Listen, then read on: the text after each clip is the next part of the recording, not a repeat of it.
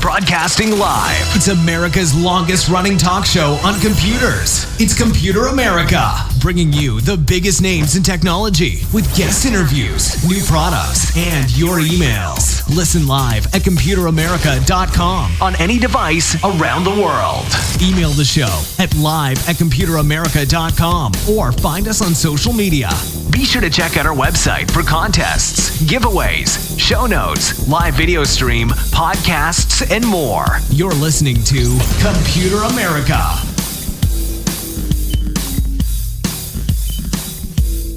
Hello and welcome everyone into the Computer America Show. We are the nation's longest running, nationally syndicated radio talk show on computers and technology. Everyone, how you doing? Welcome into the program.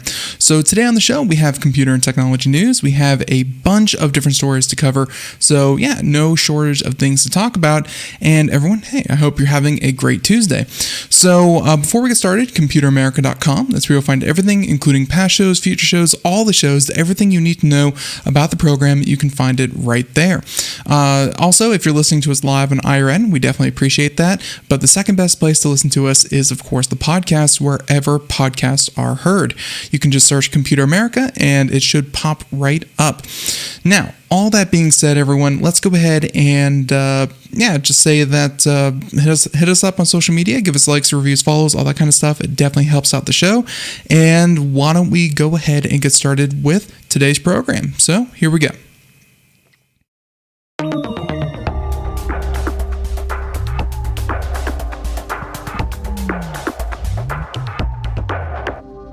So I think that for our first story, we're going to do tons of different stuff to talk about. How about Epic Games? Why not? Not very often that we talk about them in a positive light, but hey, things change. This is by Mariella Moon over at Engadget, and I gotta give props because this is one of those instances where developing a system like this for every individual game would be so tedious and so fragmented and just not work all that well. You know, some would work better than others, and overall it would be very hit or miss. And if you go overboard with anti-cheat systems, you start to flag, accounts and players that are doing nothing wrong. And then if you go too lax, then the entire gaming experience is really ruined. So you really want to try to strike that middle ground as best you can. And one of the best ways to achieve that is to have really consistency through the games, have a lot more data, be able to really pinpoint and identify when someone is cheating and when someone is not. Now, Epic Games, for their part, will let developers use its voice and anti-cheat services for free. So it's not just anti-cheat, but of course, voice system as well. Although voice has been rather controversial these past couple of months, more and more games are getting behind the idea that, people are social. They want to talk to one another. So instead of every developer having to come up with this on their own, this looks to be as good as anyone's going to get, I guess, is the best way to put it. So Epic Games, the gaming giant, added voice and easy anti-cheat to Epic Online Services, saying that Epic Games has expanded its online service offerings, giving developers access to voice communications and anti-cheat software for free. Perfect. The company originally built the Epic Online Services for Fortnite before releasing it as a tool set for other developers can use for their creations on any engine or platform at no cost. This rollout adds easy anti-cheat to the list of tools that developers will be able to access as part of the Epic Online Services SDK. Epic purchased the Helsinki-based company that developed the software back in 2018 and uses the anti-cheating solution on Fortnite. Now, Fortnite might not be the best example. I don't know how prevalent, how common is cheating in Fortnite, because obviously these things are going to be a work in progress. Whenever you find a way to really identify cheaters, they're eventually going to figure out exactly how you did it, what you're looking for, and they're going to make a workaround for that. And then, of course, the other way about that is that whenever you find out, how cheaters are cheating, it's definitely a game of cat and mouse, just like anti-malware, just like antivirus. It's an ever-evolving field, so it's not going to be perfect. But I think one of the ways that I think a lot of companies have to kind of be careful, especially Fortnite, because Fortnite is free to play. These free to play games, when the barrier to entry is so low that anyone can just create a new account and start playing Fortnite right away, and of course you can just fire up a new cheating account. It's really no big deal. You're going to deal with a lot more cheaters than if you were doing something like, let's say, a game that you had to pay like $40 to start playing. So there's always going to be a problem with cheaters, but being able to identify them and weed them out quickly, that's the important part. So they mentioned that they'll be able to control and enforce anti-cheating measures for their game with the software's help. And since Epic plans to provide easy anti-cheat with continuous updates, game makers will have the ability to keep dishonest players out even as cheats evolve to evade detection. So they're going to keep updating, and I'm sure that the more games and data and just the more information they get, the better they're going to be at getting cheaters. That said, the software isn't perfect, and they mention a number of games that use it still struggle with cheaters. According to data collected by Surfshark VPN, just a couple of months ago, Fortnite is the most cheated online game. It had 3 times as many cheaters as Overwatch, which came in second place. And I would attribute that one more to the fact that Overwatch you have to pay, $20-$40, whatever it currently is, whereas Fortnite, it's free, just pop out a new account and it's you're off to the races. So I'm not too surprised about that, but Fortnite is it's a very popular game, and of course cheaters are going to really enjoy ruining a lot of people's experiences. But I'm all for cheaters getting the ban hammer. That's absolutely something that should happen. So like other services, including the EOS SDK, the new voice communication feature was also originally in Fortnite. It enables built-in one-on-one conversation and group chats for authenticated users across platforms during matches and in lobbies. Connections between users are relayed through servers owned by Epic Online Services, which also handle and operate a game's voice feature for free. Just know that obviously when you do something like that, Epic is going to be parsing through all the data, all those voice communications, and they're going to be, you're essentially handing over a bunch of data to Epic. Admittedly, Epic has like the Unreal Engine. They have, now this anti-cheat kit, and of course the voice communications. This saves smaller developers and indie developers tens of thousands of dollars, having to set up their own servers and develop a system that would take months, if not years, to actually, to train accurately. This is a huge service that being provided for free. I'm looking forward to more smaller games having a thriving online community with voice chat and anti-cheat and so many positive things. But again, you're sending all that data to Epic, so you are definitely buying into that ecosystem as well. So in addition to launching free voice and anti-cheat, the company also revealed that Epic Games now has over 500 million accounts with 2.7 billion friend connections across Fortnite, Rocket League, and the Epic Game Store. It's unclear how many of those users signed up for Fortnite alone, but the game, of course, had 350 million registered players as of May last year. And you know that during the pandemic, more people played and, of course, signed up for Fortnite alone. We saw through the Apple court case, the Epic versus Apple fiasco, that still has not reached a conclusion. If anyone out there is looking for a conclusion to that, Fortnite is huge money, huge business, and of course for a lot of consoles, I mean for PlayStation, for PC, for the Epic Game Store, for Xbox, Fortnite is like the number one game across the board. So obviously it's going to carry the bulk of the registered users, but still, it's very impressive what Epic Games has been able to set up here, especially when people like myself, I was looking at the Epic Game Store, and I'm not the biggest fan still of the segmented marketplaces. I don't think that Steam should be the number one place, but having that cross-connection support with Steam and other places where people already play games is kind of more important to me than segmenting it off into its own section. I do feel like Epic Games has definitely created its own niche, its own foothold in an industry that wasn't really looking for a second place, but they managed to do that, and that is very impressive. And then, of course, again, back to the whole point of the article, free voice chat, free anti-cheat for developers. That's going to come super in handy. And like I said, many games out there probably would not have voice chat and probably would not have anti-cheat services if this wasn't available for free. Definitely a good thing, and congratulations to them for actually doing it. Now, that was the first story. Definitely some good news.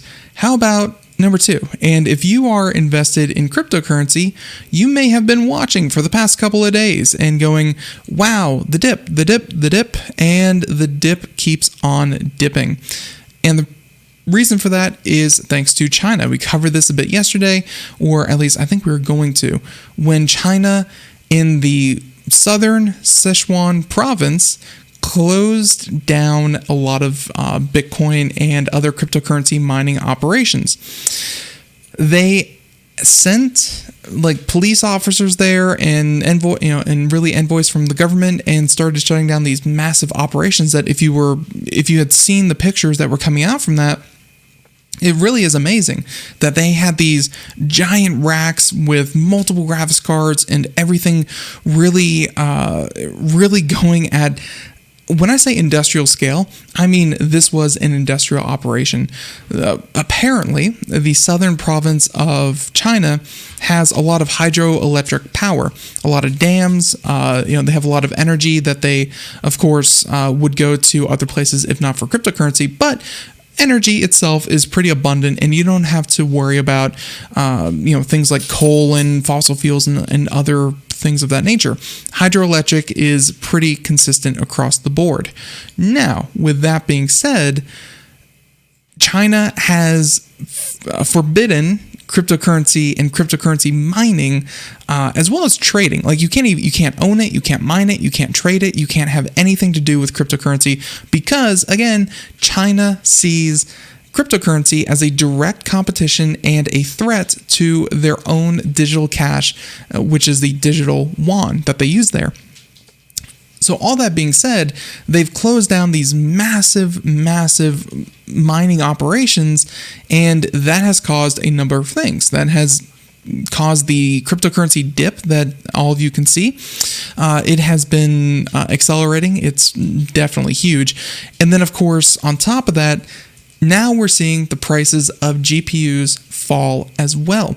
And one of the most obvious parts of that is the fact that every GPU that's available out there, check this out. Every GPU that's out there, if there was one available that a cryptocurrency mining operation could get their hands on, they didn't see it as like, oh, I only need one for a computer and I need, this one, it's going to be good, whatever. They saw every graphics card as a potential profit, be it one that was, they know that, the average life expectancy, how many cycles it can do, the durability of it. they saw, let's say, even though the MSRP of one of these graphics cards was $1,000, they know that they could mine over the course of the life plus the over the course of the life of that piece of hardware, plus the electricity to run it, and the average lifespan of that graphics card, they know that each $1,000 graphics card would net them, let's say, $1,500 on top of whatever it is that they're spending on electricity and hardware. So every single one that they're able to get, it's not like, oh no, I have enough. It would never be enough because every one of them is cash in their pocket. Over time, eventually, it will guaranteed bring them in money. Now, with these giant operations going, yeah, some of them might be going on to the market as kind of secondhand GPUs that are no longer needed by these operations. But what I've heard more so is that these operations are packing everything up, putting everything in boxes, and they're looking for new countries that they can kind of circumvent Chinese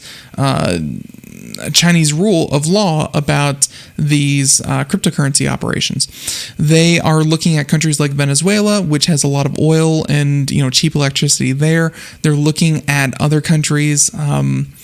I want to say Myanmar, but not Myanmar. That's more, they're having kind of revolutions over there, so not quite the same thing. But still, they're looking for other countries to set up, and it's going to take them a number of months if they're even going to be able to do it, because they have to export a lot of hardware. It's going to take them a number of months to set back up in another country. Still, they mentioned that the Middle Kingdom Mandarins are showing no signs of let up on their battle against cryptocurrency. They mentioned that the People's Bank of China said it had interviewed representatives of Industrial and Commercial Bank of China, Agricultural Bank of China, Construction Bank, Postal Savings Bank, Industrial Bank, and Alipay, China Network Technology, to remind them not to promote such currencies or provide account services. Essentially saying that they have told every major financial player in China to not accept it, not promote it, not talk about it. Cryptocurrency is banned. Flat out, you cannot do anything with it. And really, if you're caught owning it, that itself could be a crime as well. And by the way, the whole reason that they're doing this is this quote right here. They have pointed out that virtual currency trading activities disrupt the normal economic and financial order, breed the risk of illegal cross-border transfer of assets, money laundering, and other illegal and criminal activities, and seriously infringe the people's property safety. Essentially, it's not safe, it's used for illegal activity, and it's just not good for China. So that's really the reason why they're doing something like this. Now, the Chinese government isn't a fan of anything it can't quite control, and in a bid to prevent crypto market from growing, it ordered multiple Bitcoin mines across Sichuan, Xinjiang to close down. Up to 90% of mining capacity has been slashed. That's according to Global Times, a CCP mouthpiece news site. So it might not be 90% because obviously they're going to overestimate exactly how effective their efforts are being, but they definitely have had an effect on the global capacity for Bitcoin hashing and mining. It's definitely had a huge impact. So there you go, graphics cards, they're at least coming down, because if these big operations can't scoop them up as they come out, it may take a little bit, but we're already seeing decreases of 10 to 25% on graphics cards. If you have weathered the unfortunate storm, then hey, maybe somewhere in the next couple of months you might be able to actually get a graphics card for at least near MSRP. Maybe not yet. We're looking at MSRP prices, but maybe we'll get them at cost sometime in the next couple of months. So a little bit of silver lining there for that. Okay, I think that for our next story, this is one that we didn't cover yesterday, but I found it pretty fun, and I always like it when people mess with technology based on naming schemes. And this one, and I can only assume it was a security researcher, actually found a booby-trapped Wi-Fi name. Yep, that's right. Not even like connecting to the Wi-Fi network and letting someone else on the network access your device and, kind of cause that whole mess.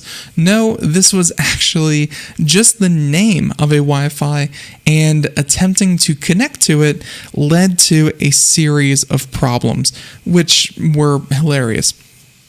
Now that it's out there, obviously a fix should be coming, but and let's see, I think that the flaw has existed since at least iOS 14.4.2, which was released in March, and possibly for years before that. And they mentioned that all of my devices are named after various injection techniques to mess with old devices that do not sanitize input, and apparently the latest iOS. So I'm sure that sometime in the next little bit, we should be able to see we should see an update that patches this out of iOS. But yeah, a security researcher definitely found this, and you can see it here, saying that there's a bug in iOS that disables Wi-Fi connectivity when devices join a network that uses a booby-trapped name. And that's what a researcher disclosed over the weekend. And they mentioned that for the ID for the Wi-Fi network, they use %P, %S, %S, %S, %N. There you go. And iPhones and iPads lose the ability to join that network, or, and here's the important part, because not being able to join a particular network because of the name, not that big a deal. But the bigger deal is that, or any other networks going forward. And they mentioned that that's what reverse engineer Carl Show mentioned on Twitter. And they mentioned that neither rebooting nor changing the SSID fixes it. So it essentially, on some level, locks up the Wi-Fi, the Wi-Fi hardware or firmware. It locks it up, can't connect to Wi-Fi, to any Wi-Fi, until you completely, probably restore your device back to factory settings. Now, they mentioned that Show, who is the owner of the Hacking Resource Secret Club, initially saw no easy way to restore Wi-Fi capabilities. Eventually, they found that just by resetting network functionality, by going and resetting the network settings. So you have to wipe all network settings. That means you'll lose all of your saved Wi-Fi, all of your kind of instant connect. Not as bad as I think people initially thought, but still, that's pretty funny for a Wi-Fi SSID to cause that many issues. Now, Show said in an internet message that the bug is caused by an internal logging functionality in the iOS Wi-Fi daemon, which uses the SSID inside of format expressions.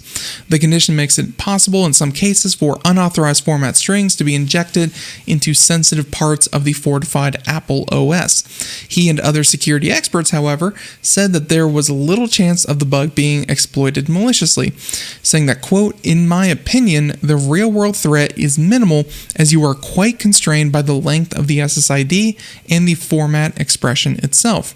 You could potentially turn this into an information disclosure in the logger, but I do not think it's even remotely possible to get the code, code execution." So essentially, SSID is only 16 characters long. I think that's as long as you can make a Wi-Fi network ID. And yeah, you can't get you cannot get iOS to actually run any kind of malicious code with 16 characters. So it's not the most dangerous one, but at the same time, it's something that definitely needs to be patched, and there might be more exploits available because they know it's here and they know that, hey, this is a vector that we could potentially explore and find other vulnerabilities. But for the vulnerability itself, it's not that great. And then on top of that, any individual person, you would not connect to this automatically. You would have to select this Wi-Fi network. So people would have to completely ignore that the fact that this Wi-Fi network looks like that weird function. It's and I would hope not many people would do that. Although people are very insatiable for free Wi-Fi, so maybe you could get this to go. Let's see. So not all researchers reached the same assessment. Researchers from security firm AirEye said that the technique could be used to bypass security appliances that sit at the perimeter of a network to block unauthorized data from entering or exiting. They also said that the Mac OS is affected by the same bug. Ars couldn't immediately verify this claim.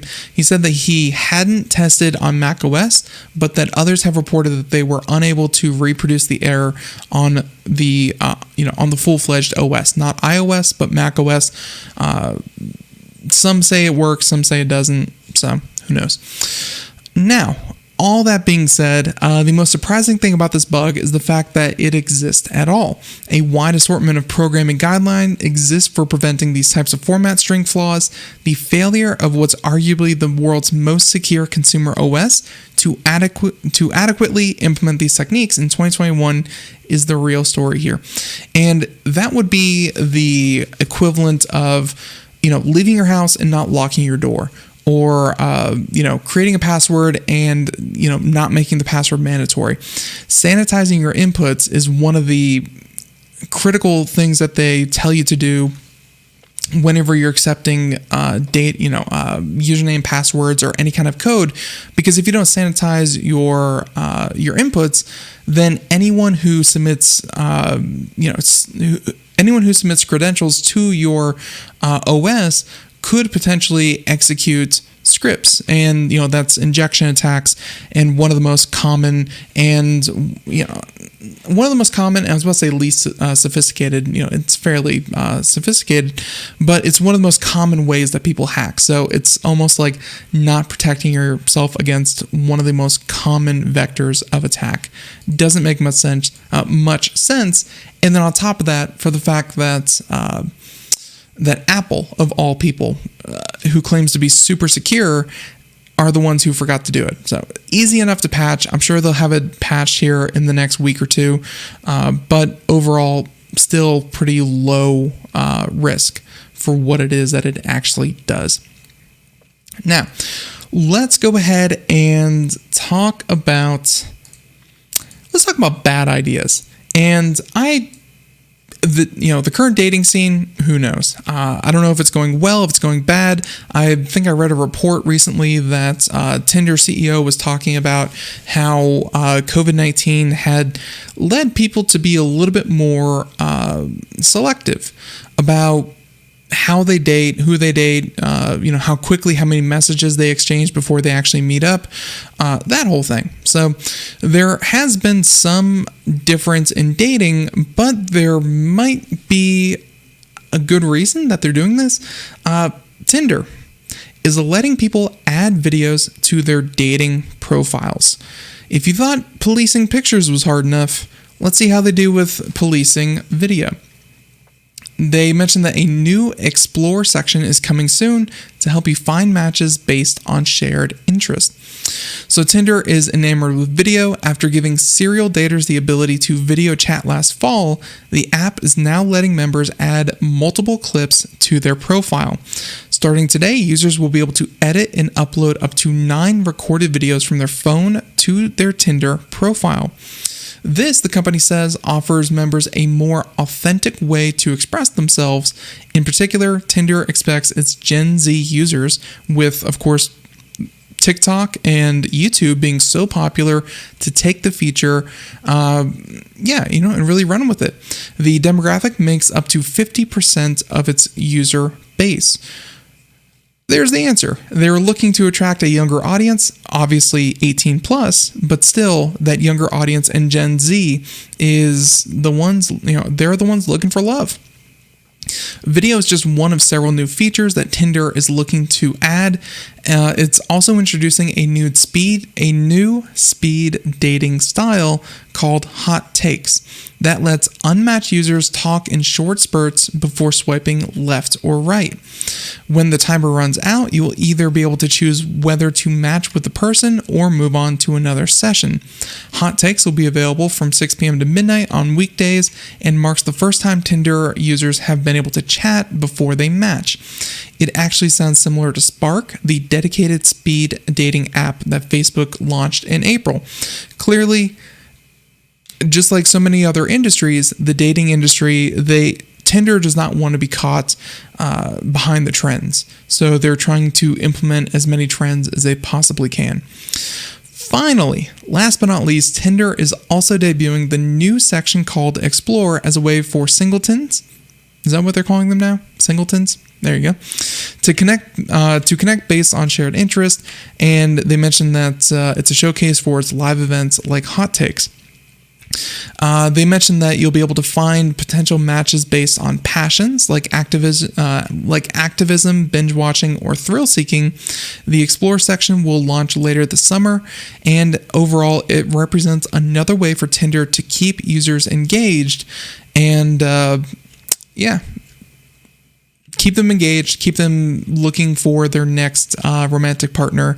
And you know, every time I think about Tinder, I think about that story that Tinder is just a massive vacuum of user data, profiles, tendencies, and they infer a lot. Like, whereas other companies, like, if you think that companies are just collecting data and they're not really inferring anything from it, they're just taking it en masse and then, you know, maybe selling your email address, selling your, selling it to advertisers for more direct marketing, you know, for age groups and interests and things like that. No, Tinder is actually one of those companies that is able to take your personal data and be able to identify your level of education, your relative intelligence, your proclivity to be angry or upset, or how likely you are to be in a certain subset of people. Tinder takes it to the next level because they have so much personalized data on each individual. They're able to kind of generalize a lot better than many other companies out there. So I'm sure that video, I'm not too sure how well it's going to work out. I mean, clearly they're trying to attract that younger audience that is used to communicating by video. But definitely a wait and see kind of deal. I do have to say, though, that these dating sites, if you've never thought of it this way, these dating sites are very good at identifying nudity, because there's a couple of things that dating sites want to really keep in check. Obviously, there are people who are looking for that connection, a partner in that sense. They want to make sure that the photos that are uploaded are not vulgar, nudity, or anything like that. So I'm sure that the video is going to be the same way. They don't want any kind of X-rated video to be uploaded to their platform. They want everyone to keep it PG-13, whatever it is. But keep in mind this. They have an automatic system that can identify if you upload pictures of genitalia. They have, I'm sure, AI systems that can pinpoint whoever uploads videos of the same thing, and they automatically identify it, take it down, and ban the user. So think about that next time you're using a dating site, that you are probably using one of the premier phallus identifying systems in the world, because they're very good at and hey, they have a lot of data. I'm sure that a lot of weirdos have uploaded their junk to the dating site and given them plenty of opportunity to train the algorithm to spot it, identify it, and take it down. And again, I don't blame them whatsoever. It's all in an effort to reduce harassment and to really reduce harassment on the platform. So I can't blame them at all. Now, let's move on to something that doesn't include that. How about, and yeah, by the way, AI really taking over so much of the news lately. How about this one? Not so much AI, Steven Spielberg. And if you were wondering what he's been up to, well, looks like wheeling and dealing with Netflix. So just to give everyone a heads up, this came out yesterday. Samuel Axon over at Ars Technica. Steven Spielberg's production company signs multifilm deal with Netflix, saying that not long ago, Spielberg was trying to disqualify Netflix from the Oscars. And yeah, I actually remember that, saying that, unless it was released in theaters, it's not a real movie. Now Spielberg is making multiple films with Netflix. In a press release on Netflix's website, the two companies announced the partnership will result in multiple new feature films per year. So Spielberg's production company is now, working closely with Netflix. Some might see it as an unexpected turn for Spielberg's company, given the director's past stance on streaming movies. 2 years ago, an Amblin spokesperson, which Amblin is the name of the production company that Spielberg founded, and publicly announced that Spielberg intended to support the changes to the Academy Awards that would reclassify Netflix films as TV movies ineligible for Oscars like Best Picture. Clearly, and Netflix, Amazon Prime, Amazon Prime Video, Hulu, Apple TV, all of them have been nominated and won Oscars that I think that Spielberg would have preferred to have gone to non-streaming movies. But clearly good content is being produced. It doesn't have to be released in a theater for it to be critically acclaimed. Now, the push was planned during a time when Netflix distributed film Roma was poised to sweep the award show, but in the end, the Academy rejected the calls from Spielberg and others to restrict eligibility. Perfect. As is often the case, today's press release was accompanied by a pre-written statement by many executives, including Spielberg himself. So let's just say that, it's all allotted. Everyone's happy, everyone's feeling good, money exchanged hands. Everyone is extremely happy with the deal, I'm sure is what the press release said. Now, let's go ahead and say that today's announcement could be a win for Netflix, which now faces numerous viable competitors such as HBO Max and Disney Plus in a streaming TV film space that it has previously dominated. And I gotta say that Netflix is still the premier streaming service. This is just my opinion. Netflix is tops. Disney Plus has some stuff that I could see myself subscribing to it for a month or two at a time, every couple of months. Peacock, Hulu, HBO Max, I can say maybe HBO Max might be the second closest to Netflix in terms of content, but Netflix is still the number one.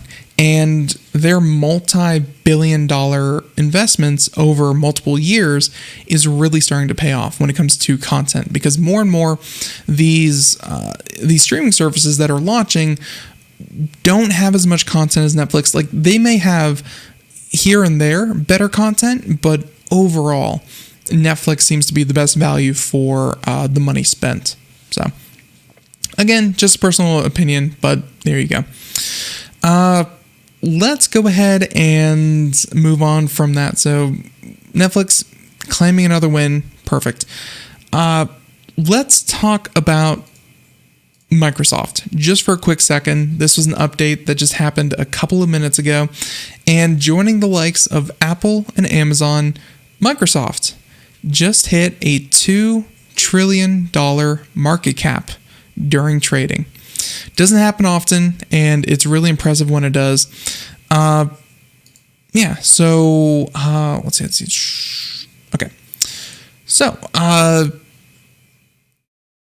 Microsoft shares rose today to $265.79, temporarily putting its market cap slightly over $2 trillion. But the software giant stock closed lower. Of course, it traded at just a couple of cents shy of the $2 trillion market cap, and it barely missed that. So maybe in the next trading day.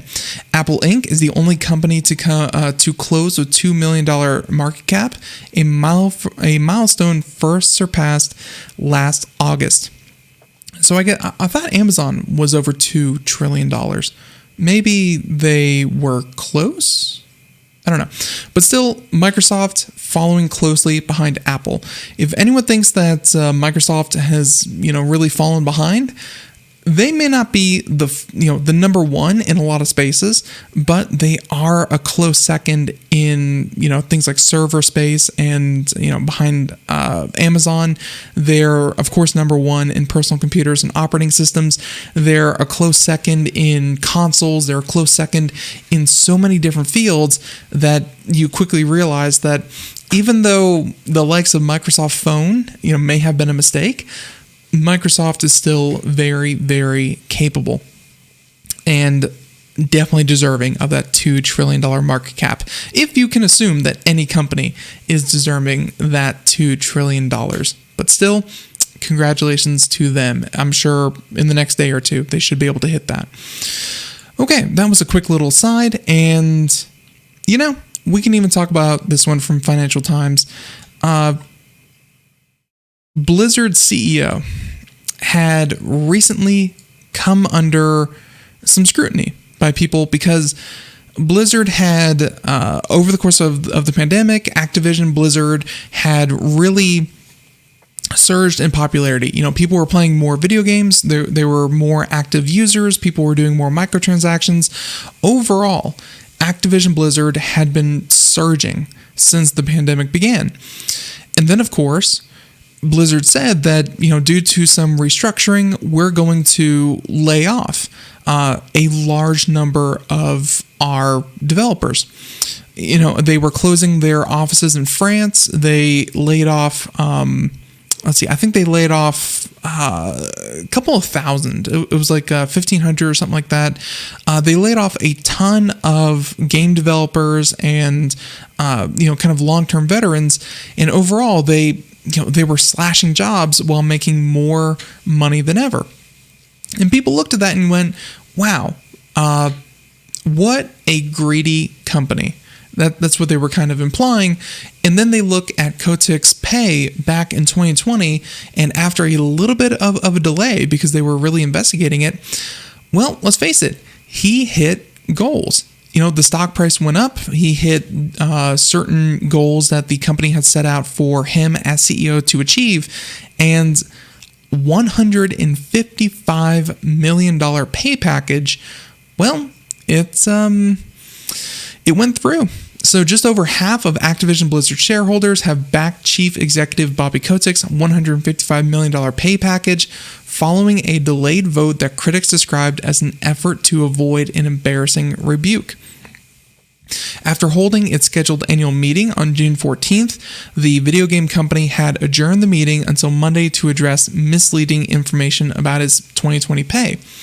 The delay drew criticism from the Council of Institutional Investors, which represents big pension funds, saying that, quote, with only 54% of votes cast in favor, the proposal nearly failed to receive majority support. It appears Activision did just enough arm twisting for the measure to pass. And hey, 54% is a slight majority. Can't blame them for that. The company was in danger of receiving only meager support for the pay vote after proxy advisors recommend investors vote against it. The company changed Kotick's pay after feedback from its shareholders. His 2019 pay package received support from 58% of shareholders, and they mentioned that they cut his 2021 salary by 50%. Cut it 50%, he's still making just under $900,000.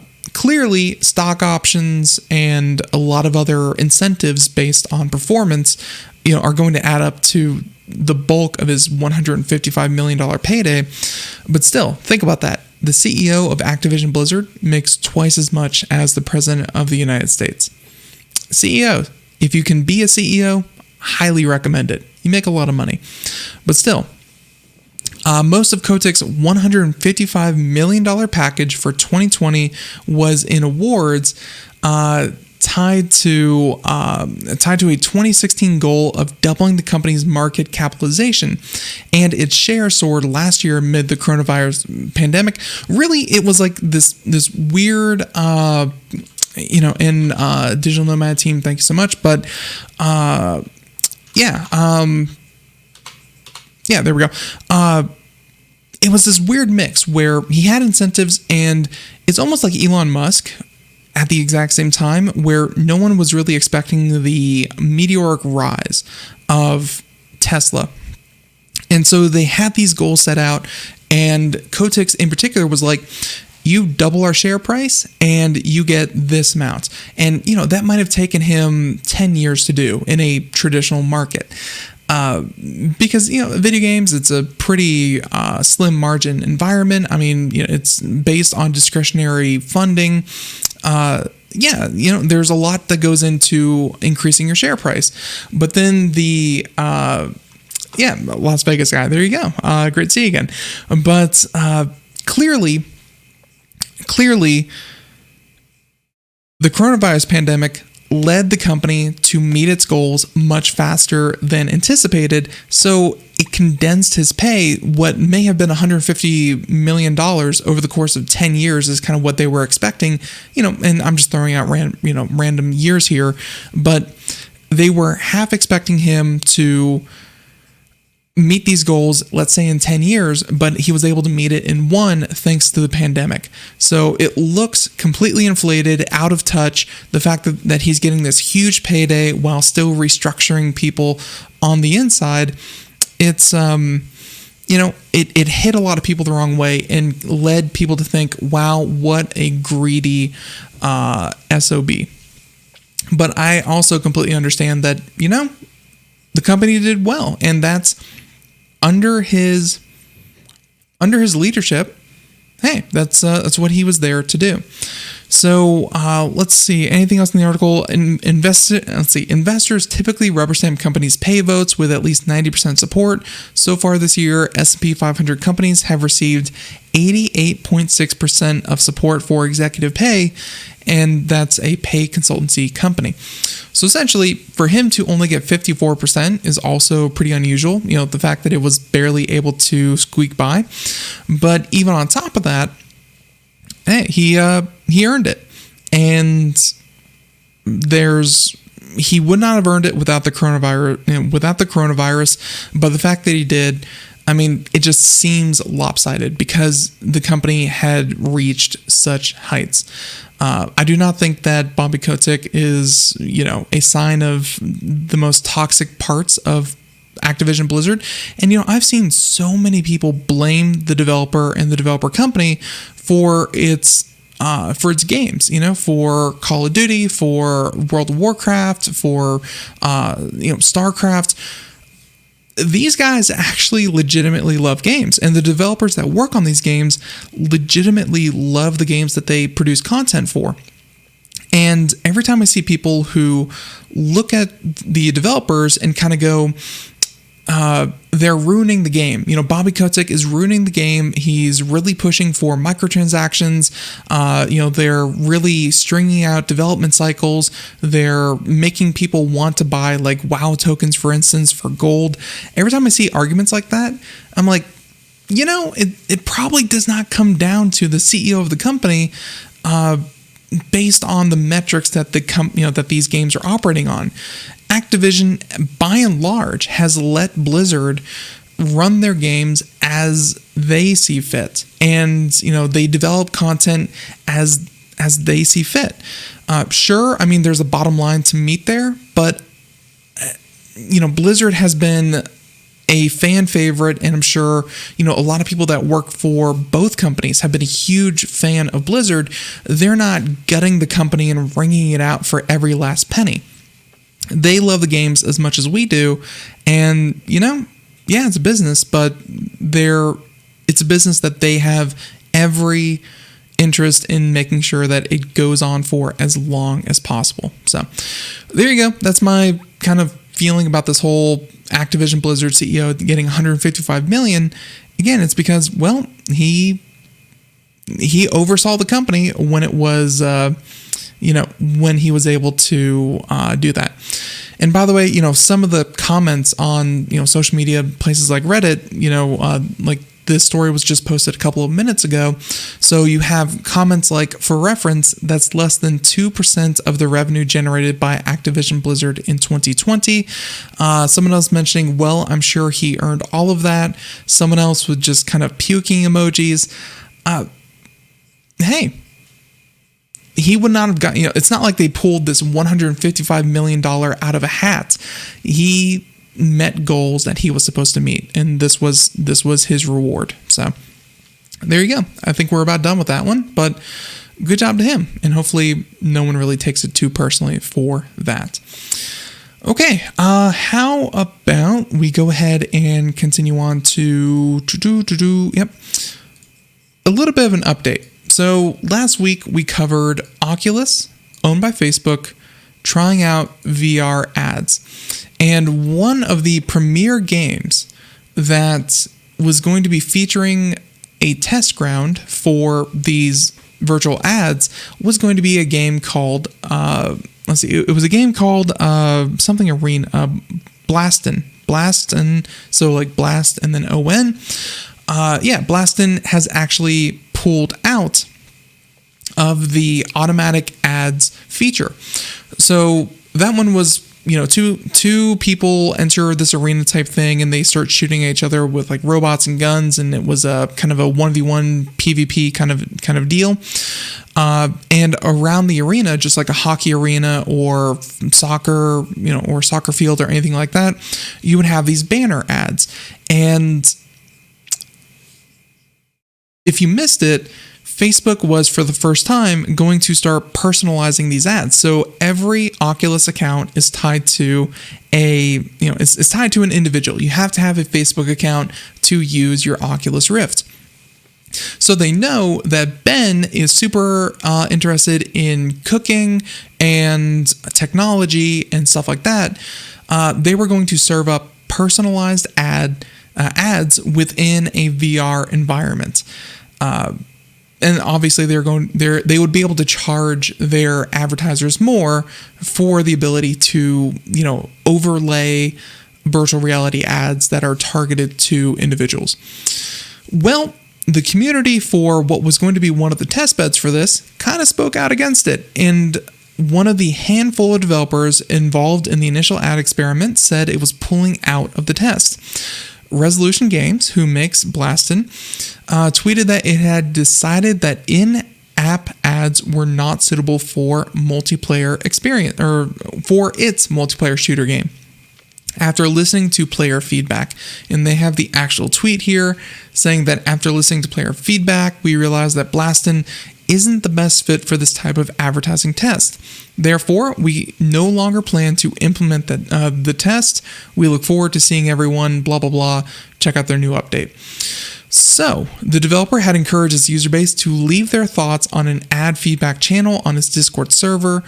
As spotted by Upload VR, angry players had also review bombed Blastin on the Oculus Store and Steam shortly after its participation in the ad trial that was announced. By the way, review bombing, I'm so not for that. I mean, if you have a legitimate grievance, you feel like the game is bad, that whole thing, great. The game was just testing this whole thing. And, after 24 hours, I highly doubt that the amount of people that review bombed this game on these platforms was not the same amount of people that were served ads within this game. Review bombing is just so very toxic by a community base that is supposed to support these games. And again, if you have a legitimate grievance or the game is bad or there's something wrong, like, I get it, but I highly doubt that many people even played the game, let alone had an actual grievance with it. It's just inertia, once you get the ball rolling, it's hard to get them to stop. So Resolution Games' decision marks a setback for Facebook's burgeoning ad strategy for Oculus. After squeezing more ads into Instagram and its main platform, the company risked irking passionate gamers by bringing ads to VR. Although they always said this was something that they were going to explore. They're still exploring it. The question is, well, does it have any traction? Is this something that is actually good? So obviously, unlike those other services, Oculus isn't free. An Oculus Quest 2 headset alone starts at $299. And then on top of that, Blaston is also a paid game. So you're paying for, obviously, the computer, the headset that you're hooking it up to. You have to already register your Facebook account with your paid platform. And then on top of that, you're paying for the game that now has paid advertising built into it. There's a lot of paywalls there for you to still be getting ads.